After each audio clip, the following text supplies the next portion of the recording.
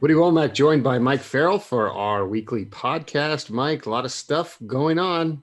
Very exciting. Not very exciting. Will Muschamp, who according to my Twitter feed is one of the best people ever. He loses his job this week, which is not funny, but I just thought it was unusual. I'd never heard the he's a great guy thing until this week all of a sudden. Yeah, I think it's a good thing for South Carolina, and I tweeted that, and then some South Carolina fans said, "Oh, this is the way the national media does is, it's a good thing when we fire our coach." I'm like, "Yeah, you guys are 2-5, you stink. Your coach is a defensive coach. Your defense is awful. Your offense has been horrible. You're 4-8 last year. You're not going anywhere. Like it was a bad hire to start with. They interviewed, I think they interviewed Kirby." They wanted Fuente, remember? They wanted Fuente. They interviewed Lincoln Riley and said, "You're not quite ready, son." And then they go to Muschamp, who already failed in the SEC at Florida. And it's like, okay, let's see if this guy can drive. We knew he drove a Ferrari and he ran that into a lake. Let's give him a, sort of a used BMW and see if he could drive that. I mean, if you can't drive a Ferrari, you're not going to be able to drive South Carolina to anything. So Billy Napier is my choice because Hugh Freeze is the same way. Hugh Freeze had his chance at Ole Miss, didn't succeed. Ferrari? No. It was not a Ferrari. I'll give you that. He tried to make it a Ferrari with some shenanigans, but no. But again, why do you want to keep retreading SEC coaches if you're South Carolina? Start something new. Maybe you get lucky. Like that guy up the road at Clemson, and he turns out to be a great coach. Billy Napier, this is the job he's been waiting for, wanting, and he turns out to be the guy that makes a difference for you. So I don't know. But again, I think it's, and again, the players are outraged mid-season, COVID, all this other stuff. And I think people have really, teams have really bonded through the COVID experience. And I think obviously the players like Will Muschamp. But as we learn in this business, the recruits that are disappointed will be so excited about the new head coach, whoever it is. It could be freaking Elmo, right? And they'll be like, "I'm ready to play for Coach Elmo." Their class is ranked 50th. It's bad. I also think that factors in. Who is their marquee guy in this class? Like they don't have anybody. So nobody. The thing is, like, I didn't mind the Muschamp hire. I don't think the bar is that high at South Carolina. If he could win 7 or 8 games, they'd be happy, I think. I know Spurrier won, 11 games, like 3 years in a row or something. But, I mean, that's a modern miracle considering because Georgia was down at the time. Clemson was down at the time. That's what Mizzou was actually winning the SEC East and stuff. Right. So, I mean, but you noticed, okay, wait, let's talk about this. You did your list and you put Joe Brady, who's going to be an NFL head coach in 3 months. Not in 3 months. No, I don't know if the NFL is going to hand the keys to Joe Brady, who's like 22 years old. Do you want to bet? NFL franchise. Do you want to make I'm not going to bet because I'll lose.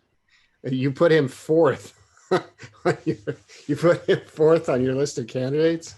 I did because, first of all, you got to understand that South Carolina, when they make these hires, they hired Lou Holtz, they hired Steve Spurrier, and then they hired Will Muschamp. And they want somebody with head coaching experience, right? And Joe Brady doesn't have that. And for whether that's a stupid rule or stupid idea or not, that's what they do. So he really, even if he said, "You know what, guys, I got the Jets, I got the Bears, and I got South Carolina, and I want to come to South Carolina," they'd probably say no because he doesn't have previous head coaching experience. So that's why he's so low. I don't think he's going to be an NFL head coach next year. I think that's a little crazy. I promise you he will be. I think he could be a college head coach next year, but I don't know about the NFL. But we'll see about that. But I've followed South Carolina football for a long time because when Rivals first started, I ran the South Carolina site when Holtz was there. And he actually started taking them to bowl games and, there was excitement, and then Spurrier obviously with excitement there. But this is a program that should have high standards, should have high expectations, I believe, because they have one of the best fan bases out there, and I'm not kissing their butt. This is a team that went 0-11 one year and had 80,000 plus people at every game. And the culture down there is very, very rabid. They're really, really pissed that Clemson's so successful. And I think they want somebody who's going to take them and make them not only relevant in the SEC, but actually going to take them to win the East, every few years. And and that should be their goal. I mean, is it unreasonable? Sure. But that's what they should be searching for. And that's what I think they want in their next head coach. Yeah, I mean, I think they want a lot of stuff, but when you look at the list, it's like, I mean, Napier would be nice. He's an offensive coach, but I mean, I don't know. I just think that, Muschamp has his limitations. The good news is that if you say you compare that roster to Arkansas, they've got way more talent than Arkansas does on their team. And Pittman came in and has turned them right around instantly. With zero head coaching experience. Right. Yeah, exactly. No. So Ray Tanner, just take a look at Arkansas, maybe give somebody a shot who doesn't have head coaching experience. No coordinator experience even for Pittman. That's correct. That was, but we also thought that was a horrible, ridiculous hire, and it wouldn't win a game. Did we? Yeah, you don't backtrack. Now, I didn't think they would win a game. I'll go back and listen to my podcast. I'll see what it was. I thought it was over for this season. SEC only schedule, not an easy schedule either. I thought they weren't going to win a game, but I was wrong, and that makes me a stronger person to admit it. All right, moving on. Speaking of teams that might need coaches, Michigan. It's over now. We're on the old march to the end here for Jim Harbaugh, right? We're on there's different marches. So there's the march to the end, which we just saw Will Muschamp take. There's the march through what should be the end, and Clay Helton's on that journey right now. And for some reason, he's still there. I don't know why. He's 2-0. Okay, right? Yeah. And they look like crap. They beat Arizona barely. Didn't cover, by the way, which barely beat Arizona State. They underperform. He's got so much talent. They stink. They're horrible. So I don't want to hear that. Their schedule is awful. Clay Helton's on that march where he should be fired. Hasn't been yet. And I like him. He's a nice guy, but that doesn't matter. Jim Harbaugh's on this path of, what did Gwyneth Paltrow call it? Conscious uncoupling? Yeah. Right? Yeah. Okay. That's what he's on the path for. They're not going to fire Jim Harbaugh. They're gonna have a come to Harbaugh meeting, and they're gonna say, yeah, this isn't working out. Let's part ways. And then he's going to jump at an NFL head coaching job. And everybody says, who would want him? I could name probably 3 or 4 teams that would want Jim Harbaugh. And he'll go on to the NFL, and then they'll probably hire a non-Michigan man if they're smart, because I don't think there are any candidates out there I could see that are going to change this program if Harbaugh can't, and maybe get a coach in there that would be successful, because this just isn't working out. And I wrote this morning that it's not a coaching issue. It's not a talent issue. It's these kids are not playing for 2 of the most intense coaches out there, Harbaugh and Don Brown. They're not playing with intensity. They're coming out flat. They don't care. They're giving up early. They're getting drubbed. The Wisconsin game was an embarrassment. So yeah, we're at the beginning of that march, but it's a different march for Jim Harbaugh. So remember after the first week when you blamed it, they said they hated Shea Patterson. Yep. Do you think that they just have hated Harbaugh for more than a year now? Yep. And I think the fans have blamed Shea Patterson because the fans don't want to blame Jim Harbaugh. Now they do. But for the last many years, they did not want to. Everybody said he hasn't won anything. He hasn't finished higher than 3rd in his division, all this other stuff. And the fans were always saying, well, this, that, and the other. And then they would blame, a guy like Shea Patterson, when really Harbaugh wasn't developing players. I mean, there's a pretty good list of 5-star guys that I could name that underperformed at Michigan under Harbaugh. Not a lot, because they don't get a ton of 5 stars, but some guys that were more talented than utilized. And yeah, I think I blamed Shea because the fans blamed Shea, and I thought they knew what they were talking about, but they don't. I mean, Harbaugh's to blame. That's it. All right. So we still don't know if it'll actually happen. I mean, it's, maybe they just part ways, like you said, at the end of the year. He's only got a year left on his contract, and I think that would probably be the better way to go than a firing. Penn State loses to Nebraska. I mean, they do not look good at all. They put in Will Levis, gave him some signs of life, but I mean, that, what I understand they're without some people, but they just don't look even really competitive. Yeah, everybody's without some people. They say, oh, Journey Brown had to medically retire, and Micah Parsons didn't opt back in like most of the Big Ten guys did, and this, that, and the other. Doesn't matter. They're underperforming. This has been, to me, a quarterback problem, and it's finally coming to light.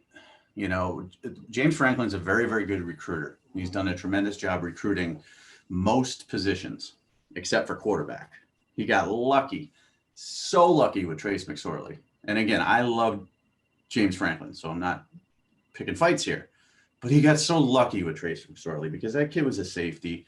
And he was quarterback in high school, but he was little. He wasn't impressive. And it just happened so that he fit with the right offensive scheme, and they were good. But you look at their quarterback recruiting, and it's just average guy after average guy after average guy. They're not getting the elite ones. Sean Clifford replaced by Will Levis, who will be replaced by some other average quarterback down the line. That's a big issue, and I think that's what we're seeing. Now, am I worried about Penn State? No, because I think this is just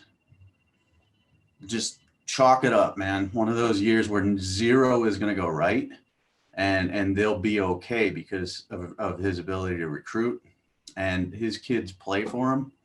But the quarterback situation has to be fixed. I mean, who do they got in this class? You and I both saw him, right?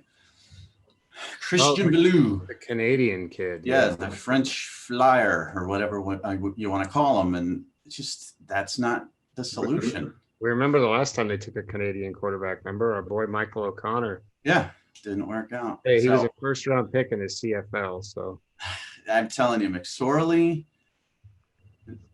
But what do Penn State's fans want? You want Bill O'Brien back? He traded Nuke Hopkins. He helped transition Penn State from possible decimation to heartbeat. James Franklin has taken them back into relevance, and that's the guy they're going to stick with and stay with, and he's not going anywhere. Even if they go, how many games they play? 9? He's not going anywhere. Sorry. The thing is, a lot of these schools, and we're seeing it at Miami, the right grad transfer or transfer QB can change everything. Like, go get a good quarterback. Like, I'm sorry, no offense, Sean Clifford and Will Levis. Okay. I mean, I think we had Clifford ranked pretty high. If I remember, he came to the 5-star challenge, right? Yeah, a nice kid, 4-star kid, game manager. If you have the slew of running backs around them, and you have a good offensive line, and you have some playmakers, a wide receiver, you can do things. But what amazes me is what you just said right there could be said to James Franklin, or it could be said to Kirby Smart. It could be said to Clay Helton. He got lucky with Slovis, that he turned out to be as good as he is, and he's okay. I don't understand in this transfer portal day how you don't have multiple quarterbacks that you can rely on. And we see why teams like Alabama are continually successful, and Ohio State and Clemson, because they year in, year out have somebody. I mean, if you kick Joe Burrow out of the nest and you're still fine, you're Ohio State, right? But if you don't recruit quarterbacks for a couple of years in a row, like Florida State, or if you screw it up like Georgia did, or if you recruit average quarterbacks like Penn State, you're in big trouble. Well, and I mean, even if you look at a school like Oregon, okay? Herbert leaves. And this is why I was suspect. I was like, you lost look at how good Herbert is in the NFL. Like, I mean, you lost a really good quarterback. Well, what did they do? They went and got Anthony Brown from Boston College, starting quarterback. Now, he didn't win the job, but you've got him there. Like, why not have options? This is, they bring him in to push Shug or Shao, however you say it. Tyler Schaff, because it's spelled like cough. I mispronounce names on purpose anyway, so let's go Schaff. But anyway, I'm just saying, like, it's, to me, I mean, even, a school like Tennessee, like, how did they not get a transfer quarterback? You know, like Um, Tennessee didn't want to. They didn't want to screw up their current quarterback room. okay, I don't. That's true. It's 100% true. And you know what? That's what a lot of schools look at, and they say, "Listen, we've invested in these guys, we've coached these guys. We don't want them to lose confidence. We bring in a transfer quarterback; it's going to rattle them a bit." And there's mercenaries out there, yeah, like Nick Saban or whoever, be like, "I don't care who you are. I don't care if I recruited you or didn't recruit you. You know, I'm putting the best guy in there, whether he's a transfer or not." Oklahoma, the same way. And, you just, I guess different people deal with that situation differently. Is some of them coddle quarterbacks and some of them push quarterbacks, and Tennessee is coddling quarterbacks. Right. Like, well, there was a lot of schools trying to get Jamie Newman that have quarterbacks that are playing now and are doing well. Like you said, you can't worry about, oh, I'm going to make the guys move. Especially, I mean, like I said, the Tennessee situation is a perfect one. Even Nebraska, like they're rotating two guys in now. I mean, a lot of these schools could have had Jaden Delora. I hate to say it. Oh God, here we go. The Hawaiian Woody is living in Atlanta, hails from Oregon, but he might as well be Hawaiian. Just check your DMs, coaches around the country. Well, and then you go on the guys like, and then they become. You really have to manage quarterbacks the right way, because isn't Gebbia starting for Washington State now out of necessity? No, but for Oregon State, yeah. I mean, for Oregon State, not Washington State, out of necessity. But it's not like he was great. He didn't have the best arm in the world from Calabasas, but he was a kid that they really liked and they thought they could develop, and he's gone within a year. And Martinez doesn't work out, and then you got McCaffrey running the ball all over the place. It's just like you got to manage it very carefully and delicately. It's hard to do, but the great coaches can do it without a problem. And the Ryan Days of the world say, okay, Haskins my starter. Bye, Joe. I'm going to be okay without you. And if I don't have a quarterback that's as good as I want, I'm going to go get one like you did with Justin Fields. And those are the guys, like I said, mercenaries are going to continue winning national championships, period. All right. We've had a bunch of cancellations. Basically, the whole SEC slate was postponed or whatever. Is it time to push the playoff back, Mike? It'd be so simple. Just push it back. Let us get some more games in. Let the Pac-12 teams get some games in. Let the Big Ten get some games in. If the other teams complete their schedule, they could relax. But I mean, it's just, I feel like it's more TV money. What's the big deal? What's the rush? I think they're going to I think they're worried about having an extremely watered down playoff if they push it back any further, because so many of those players on Alabama or Clemson or Ohio State or whoever are just going to say, no, it's getting too close to the draft for me.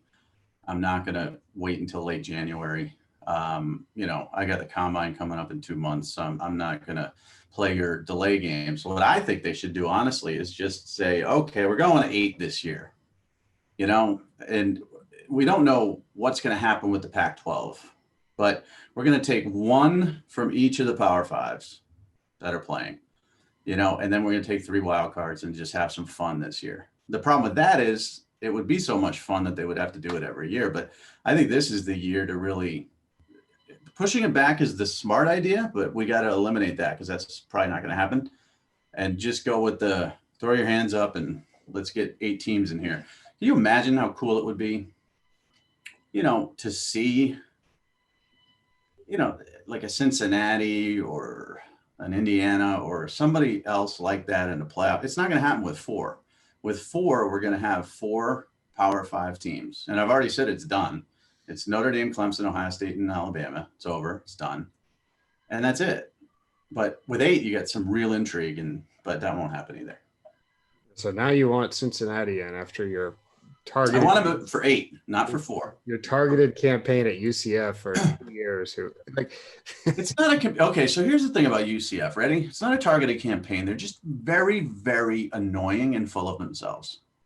Okay, you don't declare yourself the national champion. You just don't, right? Somebody does that for you. Unless you're Alabama or their claimed titles, or Auburn, or a school like that. At least they have multiple ones that they could fall back on. I mean, this is UCF just making up a national championship one year. Yeah, but it was all a joke. That's what I'm telling you. It was all a PR stunt. It worked. It was a tremendous PR stunt, but it was not a joke. Trust me. There are UCF fans, there are UCF alum, there are UCF players, there are UCF administrators that think they won the national championship, that have hung a banner, put up statues. It's not a campaign against UCF. It's just the amazing level of annoyance that comes with declaring yourself national champion. People get annoyed with me because they think I call myself the Godfather. I didn't call myself that. Somebody else did. If I did, I'd be a real tool. You didn't even get my Godfather reference when I did that announcing video. The one at where were we, Atlanta? Yeah. Yeah, I didn't. No. But you were, that was like day 3. And I was very annoyed at you by the time we finished that. So you're screaming into a microphone. I'm sitting there like, is this going to ever end? Everybody loved that. That was the hit of the It's the hidden gem on YouTube, if you can find it. Yeah, that's right. People use it to make fun of me all the time. They're like, this is so cringe. I'm like, guys, it's a joke, man. Yeah, I know. Did you think that's how you are all the time? Right. Yeah. Just give me but if you give me a microphone, it's just no turning back. Just be forewarned. I would never do that. Not in a million years. Open mic, I'm talking. All right. We got some big games this weekend. You're going to talk about more of them. We'll do our little picks later in the week. Make you money. Well, let's talk about Indiana and Ohio State right now. Indiana's a top 10 team. I said this when they beat Michigan. Now they're a 21-point underdog to Ohio State. That's a pretty big spread for. That's a lot of points. But it's not a suspicious line, like how some things like Virginia Tech favored by 2 over a top 10 team in Miami last week. Right. Suspicious. So you thought Vegas knew something. That's a typical line for Ohio State because they are that good. And we really don't know if Indiana can hang with the big boys yet. I mean, who have they've beaten, Penn State, who's got 0 wins, Rutgers, who perennially stink, Michigan, who's got 1 win and they stink, and Michigan State, who's horrible. So I love Indiana's story. I love Tom Allen. I think he's going to stay there forever. It sucks that his son got hurt. I don't know if you saw that, but he's got season-ending hip hurt surgery and he's out. But Tom Allen is a great coach, and his dream job is Indiana, which is cool too. But 21 is normal. I don't think that it's really strange. Yeah, I might. If I was leaning right now, I'd probably lean towards the Buckeyes, but I might say they're gonna keep it close in the first half. Tom Allen's got a good defense. Yeah, the question is, can they move the ball a ton with our boy Michael Penix? So I don't know. That's going to be a fun game to watch. You know why betting sucks, Woody? Why? Because if you lose, you have to pay, and I hate that. So let's say I took Ohio State and I'm laying 21, but because I feel good about them. And Indiana, let's say they run out to a 10-0 lead. The whole game's ruined for me because then I'm like, oh, come on, we got to cover 21, blah, blah, blah. I think they can win 40 to, 14, right? Possibly. But I also think this could be a game where, Indiana hangs within 10. So I don't know. I suck at gambling. I don't want to anymore. And it's hard to stop, as you know. All right, let's do your Heisman Watch. Talk about being a prisoner of the moment. Mike Farrell special. Oh my God, no. Okay, go ahead. Continue your insults. Let's hear it. Prisoner of the moment. Everybody didn't play, so Kyle Trask is number 1, right? Absolutely. First of all, he's reached, what number was it? 28 touchdowns, faster than any other quarterback in the SEC. Congratulations. He lost to Texas A&M. You're out. Remember when you used to lose a game and you're out of the Heisman race? No. So first of all, yeah. Oh, great. Let's have like Mark Wilson as our Heisman Trophy winner for the 12-0 BYU Cougars. Whoop-de-doo. Or Andre Ware at Houston. I know Mark Wilson didn't win it, but Andre Ware at Houston who put up 18 billion yards and they went nowhere. No. This is an all SEC schedule. He's ahead of Tua. He's ahead of Burrow when it comes to reaching the 28 touchdown mark. Kyle Trask. Now, I said back in January it wasn't elite, and it wasn't tongue-in-cheek. It was like Florida fans thought he was elite. I'm like, no, he's not elite. Well, he is. He's elite, and he's my number one. Mac is number two. Fields is number three. Trevor's missed 2 games. It's fading fast. So, Trask is it right now. Prisoner of the moment. Here's the issue. If Mac Jones doesn't need this, Mac Jones could have got to that number if he wanted to keep throwing. They take him out. Their defense doesn't give up 50 points a game or whatever. 35, 28 to Georgia, 41 to Texas A&M. Like even South Carolina, 35 to Ole Miss. He has to keep throwing because the game is close and he's in the game. Mac Jones is chilling on the bench in the fourth quarter. Chilling like a villain, right? I'm just saying, like, I don't have anything against Trask. I'm just saying they gave up 24 to A&M, 48 to Ole Miss, 24 to Georgia. This isn't the Alabama defense that Tua had where, 10-0, the game's over. We can get him out of there at the half, which they should have done, and they would have saved his hip. It's a little different. And Mac's Mac's good, but I don't think he can just dial in numbers like Trask is here. Trask doesn't have the weapons. They don't have a Najee Harris in their backfield. He doesn't have the offensive line. They don't have 4 potential NFL starters on the Florida offensive line. He didn't even have Pitts this last game. They don't have great receivers, as you know. He just doesn't have the same weapons. So, you're not comparing apples to apples here. Okay, well, I'm just saying Kyle Trask has 2,171 yards passing. Do you know how many Mac Jones has? No. 2,196. Well, you know who has more than both of them? Sam Howell. Of course he does. Sam Howell's pretty good.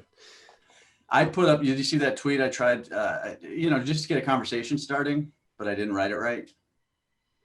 No, I didn't see it. I said it was supposed to be a question mark. So I was like, Sam Howell is the best quarterback in college football. Hit like for yes, retweet for no, or whatever. It's something stupid. It's this amazing social media ability that I have. And it came out as a fact, like Sam Howell's the best quarterback. And everybody, I got killed for 2 straight days.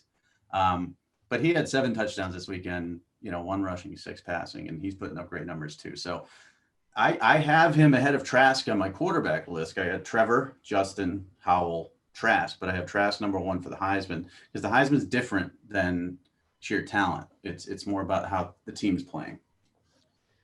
Okay. All right. Let's talk about rankings.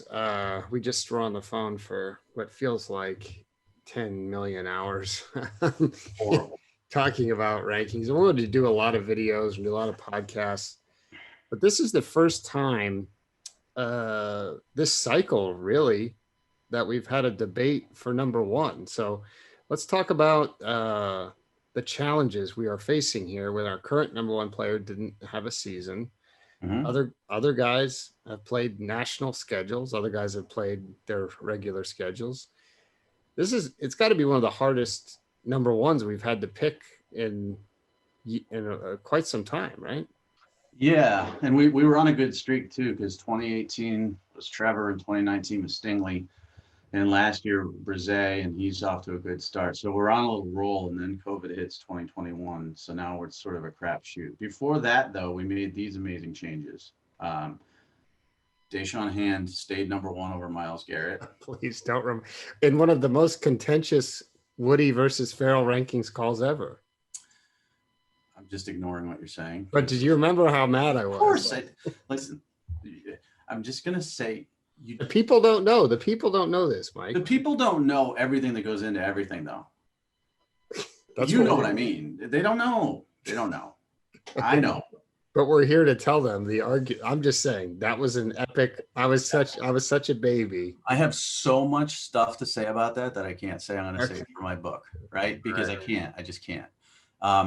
But let's just put it this way that, I love Deshaun Hand. I love Myles Garrett, but we stuck with Deshaun Hand, and Myles Garrett turned out to be the number 1 pick in the draft. We flipped Byron Cowart and Josh Rosen because Rosen didn't show up to the Under Armour game. Rosen ended up being a first rounder. Now he's already an NFL bust. But that's because of his attitude, not his skill. And Cowart's in the NFL. Byron's back on Twitter. Oh, is he? Yeah, he's back on Twitter. So it says your contact, Byron Cowart, is back on Twitter. And he wasn't verified yet, right? But it looked like him. So I followed him, and he followed back immediately. Mm-hmm. And I sent him a DM, and I said, is this really you? And I wanted to see if it was him. And he goes, yeah, it's your 5-star bust. So I knew it was him. He is still so pissed off. So pissed. At you or him for being the bust? At me, because I wrote that article. I mean, he referenced it in numerous newspapers that we wrote the 5-star, like the biggest 5-star busts in history of Rivals. And before he went to Maryland, he was one of them. He was so upset. But I lied to him. I said, my editors make me write stuff like that, Byron. I still love you. But he didn't respond. But he's back on Twitter. He has 17 tackles this season. Yeah. And he had COVID, too. He missed time. He had COVID. So I asked him how he was feeling. He didn't respond. He hasn't responded since. That's all he said. Yeah, it's your 5-star bust. But I don't know why he followed me then. But again, my point is we were on a roll of ones, back on a good path.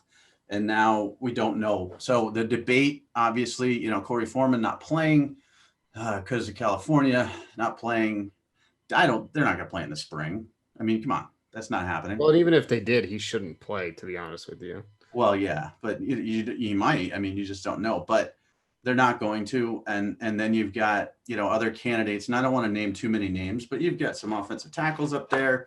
We've never had an offensive tackle finish number 1. Seantrell Henderson was number 1 at one point and finished, I believe, number 2 to Reuben Randall. Andre Smith finished number 3 one year, and so did DJ Humphries, but never had a number 1. And then you've got some quarterbacks up there.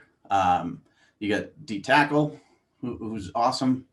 So I'm not naming names, but I'm just saying it was it wasn't fun. It was an interesting debate. People who say that, you have the best job ever really need to spend a week on those rankings calls and understand that that's really not fun.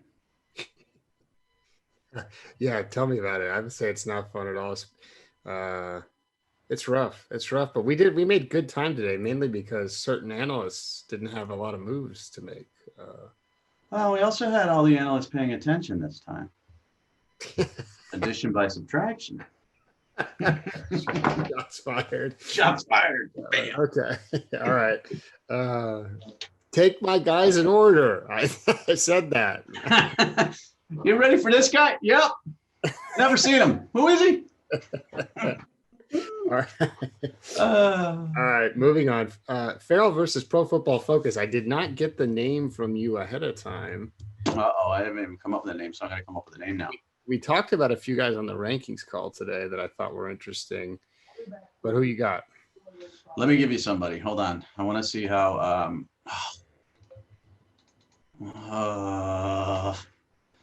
skill position players. I do a comparison for me of Myles Murphy and Bryan Bresee, please. Okay, hold on. Because I have a sneaking suspicion that Myles Murphy started off great, but Bresee is the higher ranked PFF guy. Okay, so Myles Murphy definitely started off great. He is at 81.8, which awesome. That's overall. His run defense at 88.9, which is that's first round pick level now, coming out. You know what I mean? His pass rush has not been as good, 68.5. So it's not super surprising, but it's decent. He had a really good game against Georgia Tech, of course. Who wouldn't? He had a really good game against the Citadel, but he has kind of tailed off the last few games when he's playing more snaps. He played 60 snaps against Notre Dame, which is a ton. He's having a really good season. If you look at it, he's got 4 sacks, 7 quarterback hurries, 3 quarterback hits, 20 tackles. So, That's pretty impressive for a dude that was a 5-star, but it's not like he had the fanfare, right? Right. If we look at Bresee, Yeah. who was our number one overall player, he is graded out at 71 overall. Ooh, that's a lot lower. Yeah, so he's right there in the above average range. What I think he's having a hard time with, he's great at tackling. His pass rush has been okay. Stopping the run has been the issue for him. Last 3 games, grades in the 50s. So, That's not good. and he's playing. Here's the thing: I don't. I think he's filling in for Tyler Davis at the nose. Yeah. And he's not a true. I mean, No. we sort of projected him like that, but he's not. He's not used to that. I don't think. Well, remember, we moved him from strong side end to defensive tackle, but he's a 3-tech, 5-tech guy for sure. So I was just curious because, he's got some okay numbers, but Murphy was the talk of the town, and I thought the difference would be much less between them. I thought, if Murphy's an 81, I thought Bresee would be a 79, but that's a big difference. So I have one more for you because this guy I've fallen absolutely in love with. Okay. Offensive tackle. Who to me is the second best offensive lineman available in the NFL draft after a guy named Penei Sewell. Christian Darrisaw from Virginia Tech. Oh yeah, you know what? I looked him up recently. How do you spell his last name? It's Darrisaw. I did an article like a couple weeks ago on 10 guys that you've never heard of that are really emerging as stars in college football. And he's one of them. He's a Maryland kid who went to Virginia Tech. I think he's just absolutely outstanding. All right, so he's at a 95.5. My gosh. Amazing. I think he's going to be a top 10 pick if he comes out. Yeah, he definitely will be. I mean, he's listed at 6'5", 314. He sounds like a 5'6", 3-star. What did we rank him? I'm going to look him up because, every kid in the state of Maryland seems to be a 4-star except for the top 10 NFL draft picks. No offense to anybody. Also, he was a 2-star coming out of high school. Nobody wanted. Probably a basketball kid. No, he committed to Virginia Tech, and then he had to go to Fork Union. In which case, we ranked him a 4-star. Oh, a 4-star 5'8". That's good. That's good. Well, yeah, that's good. The second time around, are we going to take that? We're going to take credit for that one. Yeah. Oh, yeah. That's the one we definitely take credit for. Now, again, a lot of these kids, and these young kids, they're basketball players that switched their focus to football late in their high school career, and you could tell by the way they play and how athletic they are and their footwork and all that stuff. I'm going to bet, I don't remember this guy because he's a 2-star and I don't really pay attention to 2-stars because I'm, verified on Twitter and stuff. But I'm going to say that this had to be a basketball dude. All right. Well, you'll dig into that as we read a million articles about him leading up to draft. But yeah, I love him. I've watched Virginia Tech for different reasons over the last few weeks. And man, this kid is just going to be an absolute superstar in the NFL. It actually looks like he had basically his worst game of the season, which isn't surprising against the guys from Miami, but he still was a 78. I mean, Trey Smith would love to hit 78 in a game. Oh, there you go with that. And John Schuman's still at Fork Union military and still churning them out there. This guy was in the Crab Bowl back in 2016. I was at the Crab Bowl in 2016. So this is my fault. You weren't at you covered a game in 2016? I don't believe that. Yeah, no, I think the Crab Bowl, the last time I went was probably 2016. I think more because like the Crab Bowl hasn't been around for like 4 years. More like 2013, if I had to guess. We overseas. Oh, you're crazy. Because the 2015 class, I was all over the place. I was down at Armwood hanging out with Byron Coward, and 2016 class, I was all over the place. Listen. Okay, man, I don't know about the Crab Bowl. Anyway, moving on. Forgotten 5-star of the week. Yeah. That guy's not really forgotten, but I'm lazy. Damian Harris, all of a sudden, NFL star. Well, he's the established starter now at running back for the Patriots. When you've become good is when you're in a fantasy football league and you get your Yahoo update that somebody in your league, that guy, whoever that guy in your league is, who makes pickups at 12:01 a.m., picks him up immediately. So Damian Harris got picked up, like, I think as quickly as humanly possible last week, and now he's the starter. Really nice kid. Remember, he committed to before Alabama. Where was he going? Michigan. Yeah, and these are the type of guys that get away. And then it was down to Kentucky and Alabama, and obviously he was going to go to Alabama. And I didn't know how good he was. That was your state until I saw him at Under Armour, and then that solidified, to me at least, his 5-star ranking. So, but I like what you texted to me the other day. I like it better. Kentavius Street, who used to be a 5-star at one point and fell to a 4. That is, to me, is he the one who injured Drew Brees? Yeah, I think so.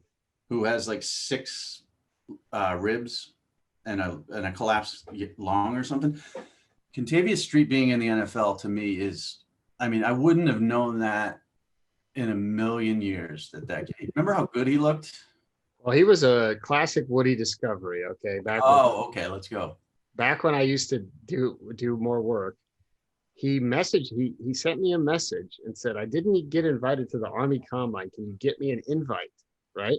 Mm-hmm. So I watched his film and I was like, man, this kid's pretty good. This was when we were affiliated with them, I believe. It might have been the last year. We invited, I get the invite. We invite him. He goes there. I'm in Orlando at Under Armour, and he sets like every testing record. It was a total physical freak to the point where he won the MVP, and you guys invited him to the game. Remember? Yes, I remember him being at the Combine. I remember how he looked like just like he was carved out of marble, and he just stood out over everybody. And I'm trying to think of what year he was in our rivals. Was it 2015 or? I thought he was 2014, and 2014. So that's the same year as Garrett and Han and stuff. And he was, like you said, unknown. He ended up 43rd in the country, a little bit stiff, but 4th at his position. For NC State, that's. Well, he didn't. It was kind of like he didn't have the production in high school that we wanted after we kind of jumped on him, and then he didn't have offers. I mean, at the time, think about it. At this time in his career, he had no offers after his junior year, and then he blew up. And we're like, oh, all these schools want him. Then it's like he's gonna go to NC State, and we're like, oh, maybe he's not that good. He wasn't in the production we thought. Then he went to NC State, and it took him a while too. Remember, they kind of moved him around. Well, there was a guy named Chubb there, who was that's true, a little better than him, and kind of got all the headlines. So yeah. Well, and then, but he was set to get drafted high, and then he tore his ACL working out for the Giants. Remember, and then it was like, dang, his career's over basically. So look at this. Deshaun Hand was number 1 that year at strong side defensive end. Malik McDowell, who ended up with off-field issues. Talented. He got drafted in the 2nd round. Yeah. Solomon Thomas, who was a top, 10 pick? Yes. And then Kentavius Street. And then after that, I'm not going to name names, but there are some guys in here who are just not good. And then you slide down to 11 and you get Derek Barnett, who turned out to be amazing. 13, my discovery, Harold Landry, who is with the Titans now. I feel like that was a joint discovery. No, I'm going to tell you why it was mine, because I was watching film of Lamont Galliard. Right. Yes. The recruiting service down south had him as a 5-star, and I was like, I'm missing something. So I watched a couple of games actually, and then a highlight tape, and this guy on the outside, I forget what number he was, kept making these plays. And this chubby guy in the middle, who he would quit like every other play, was the 5-star. And I said, you got to be kidding me. Like, who is this? And it was Galliard, who was way overrated, who turned out to be an offensive lineman at Georgia, who's in the NFL now. Happy story for everybody. And then there's Harold Landry, and I'm like, wow. And then BC offered him, and then they had to hold off like everybody down south late for him. Auburn was the main. Yeah. He turned out to be a great player. But you remember we liked him, and we invited him to the camp, and he was awesome at the regional camp in Charlotte. Yes. And that's when we kind of stuck by our guns and ranked him in the 250, even though he was going to Boston College. And he turned out to be a second rounder, so that worked out well. As I scroll through here, you're right. Okay, Derek Barnett, who kept saying he was maybe going to play tight end, which was a major holdup. Him and of course Jalen Ramsey's dad bugging us about him constantly. Then you have Justin Jones, another NC State Rivals Camp MVP. He's in the NFL too. Mm-hmm. And then we scroll through. There's one name on here that's going to give you PTSD, so keep scrolling. Peyton Newell. Yep, that's the one. I think Trent Harris is in the NFL at 25 out of Miami. Yeah, I think so too. Harrison Phillips wasn't he a high pick? Yep. Boy, what a year we had. Well, that was strong. That's only strong side. I mean, look at weak side. Weak side, you got a guy named Myles Garrett in 2014. I still say that in the modern era, of rivals, and I consider it modern era, like there's old rivals, there's new rivals. The 2014 class was still the that's where the bar is, because so many great players. But you got, Myles Garrett, Chad Thomas, who never really, I think he's in the NFL, but never really panned out. No, forget weak side. They all suck. Yeah, Chad Thomas is currently a free agent. He's known as Major 9. Looks like he's focused on his music career. He was the third round pick. All right, and he's already out of the NFL. That's not look at this. Look at the class itself at the top. I mean, it's just Jabril Peppers, Leonard Fournette, Adoree Jackson, Kyle Allen, Joe Mixon. I remember, because that was like my first full class where I was here from the get-go. Marlon Humphrey, Rashawn Evans. These are all like Sony Michel. These are all first rounders. Deshaun Watson. Cameron Robinson, Dalvin Cook. Crazy. Just crazy. Sounds like you should write an article on that, Mike. And then, Quentin Nelson, 29, thanks to me. Deshaun Watson, 31, thanks to you. And, Jamal Adams, who continued to complain about his ranking, was 38th that year. Yeah. So really, really good class. It was an amazing class. I don't think there's ever going to be a better one. And I think it was the defensive backs in 2013 that was also way up there. Was that Ramsey's year? Was that 2015? Yes. No, that was 13. Yeah. So the defensive backs in 13 and the overall class in 14 were absolutely amazing.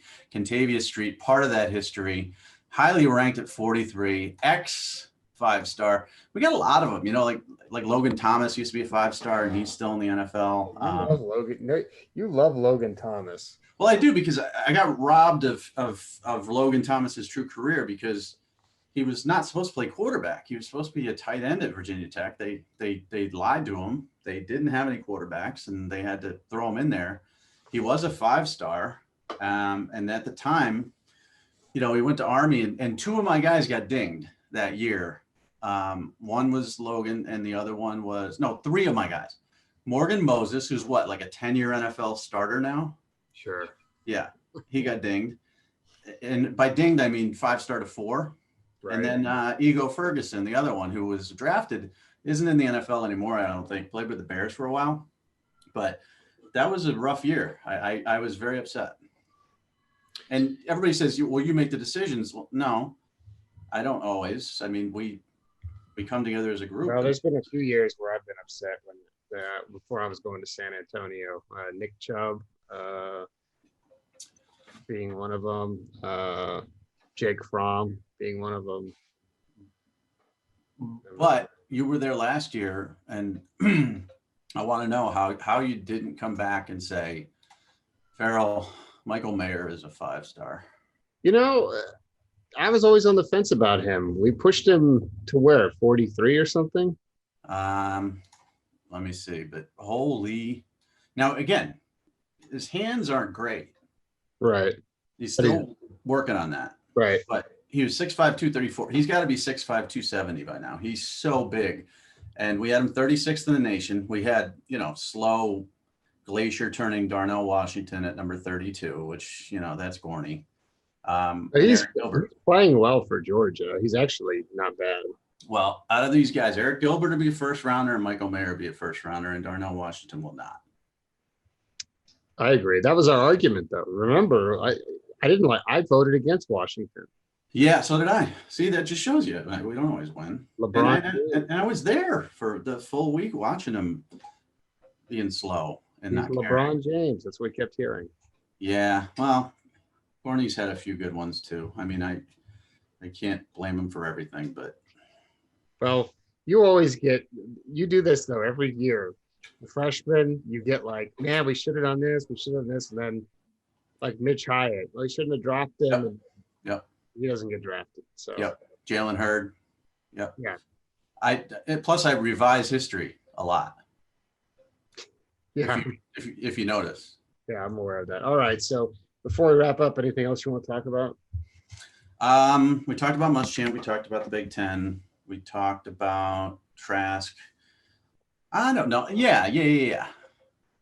Remember we were talking before we started this about some games that should be good that aren't. It kind of ticks me off a little bit, and I'm going to blame these particular programs and coaches. Like Tennessee's playing Auburn this week. That's supposed to be a great game. I guess. Right? Yeah, I guess. And now it's crap. Tennessee could beat them. They beat them a couple of years ago. I wouldn't be surprised if they beat them. But there's other games this week that I was looking forward to when I was looking at week 12 of the schedule after they came out with this, like, Bedlam, Oklahoma State, Oklahoma. This is definitely going to be, one of the keys to who's going to, make the playoff for the Big 12. Well, Oklahoma's lost 2. They're done. Oklahoma State's lost 1. They're probably going to lose this one. That's not a good game. USC and Utah, nobody cares. You just hate the Pac-12. No, I know, but does anybody care about that game? I don't know. Okay, what's Utah's record? 1-0, 0-0. 0-0, right? They haven't played yet. I mean, look at poor Cal. Has Cal played? Yeah, Cal lost yesterday. Yeah, on a Sunday to UCLA, who's horrible also. I mean, listen, the Pac-12 has one good team. They quack like a duck, and that's all I care about this year. But Clemson, Florida State is this weekend.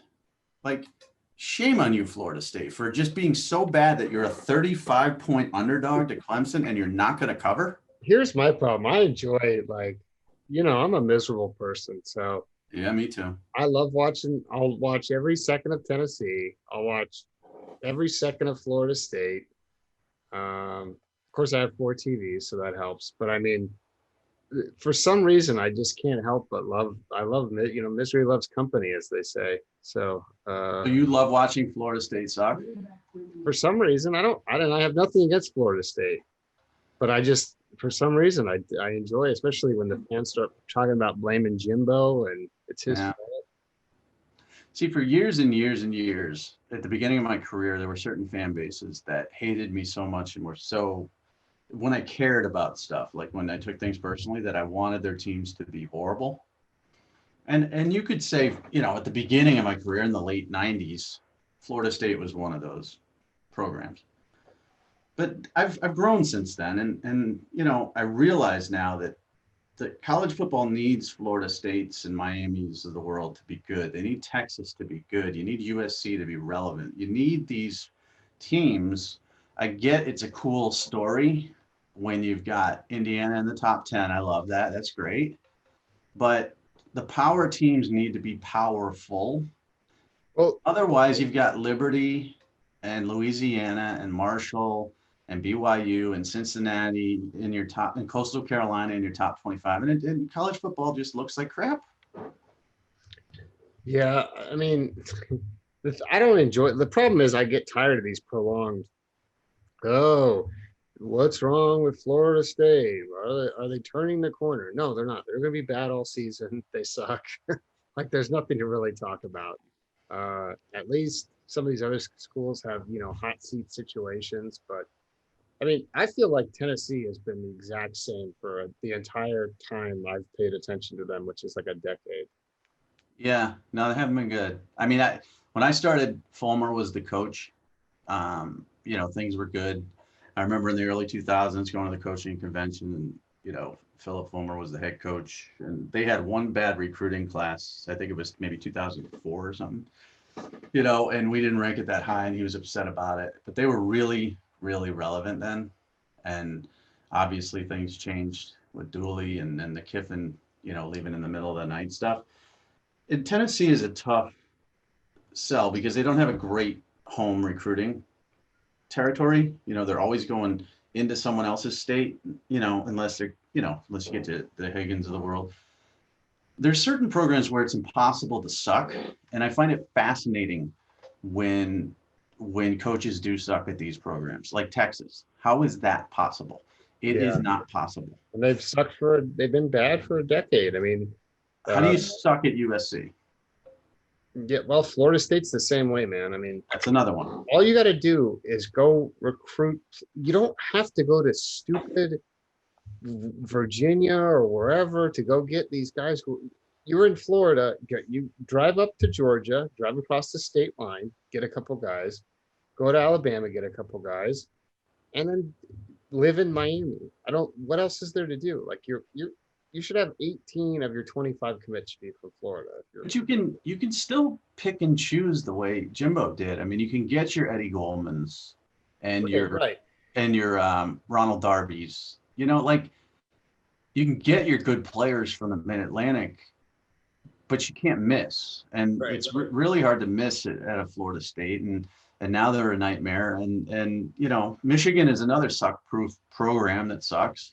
But Texas confounds me. USC confounds me. I just don't get it. Like, I'm not saying I could win 10 games at these schools or anything like that, but I could certainly. The coach. If you put me as the coach, and this is not against Mike Norvell because he inherited a horrible, horrible, horrible football team that doesn't care. But if you put me as the coach of Florida State and give me 4 years to recruit, and I trot out a team against Clemson, I can keep them within 35. Okay, well, let's give Norvell some time. That's true, but it's frustrating to me to see teams like that because the fans are super, super arrogant when they win a national championship and they complain about the rankings incessantly. But then when they suck, I don't feel bad for the fans. I feel bad for the program because Florida State should be good, Yeah, they should be, but they're not. So that's another game this weekend, right? Clemson, Florida State 5 years ago was like, oh my God. And now it's just like, ugh, might as well be playing Wake. Horrible. So I'm a little bit disappointed in those particular programs that are ruining my weekend of football by sucking so bad. And I'm also a little tired of having to toggle out of top 25 and into Big Ten to find Michigan and Penn State. That's annoying to me because they're usually in my top 25 feed. Have you noticed you've been doing that more this year? Where's such and such? Oh, I got to go to their conference schedule? Yeah, that's annoying. That's embarrassing. So you should all be ashamed of yourself. That's what I wanted to finish with.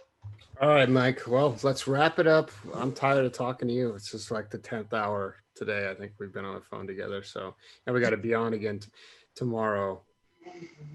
At least, you started at 9 a.m. this morning. I was unhappy about that. The only reason I did that because I wanted to get this done in 2 days, and I felt because I want guys to be on the road Wednesday and Thursday that want to be on the road, and I felt that if we started early, Gorney was upset. We started at 6 a.m. his time, but tomorrow's 10, so we could sleep in a little bit longer. Well, I gotta go exercise. I try. It doesn't work, but I try. I missed my exercise today too. I got it in. No, I still got some time. I still got in. I just got up at 7, which was not fun. So, all right. Anyway, please subscribe. Please leave a review. We've gotten 1 review since you started doing with me, Mike, and it was a 1-star. So, go tell your people to give us some reviews, man. I don't have any people, first of all, but this is my new microphone. The other one sucked. They told me for weeks it sucked. I told them it was their problem, not mine. Okay, well, the way that mic works is it didn't pick up. Must have leaned it towards me?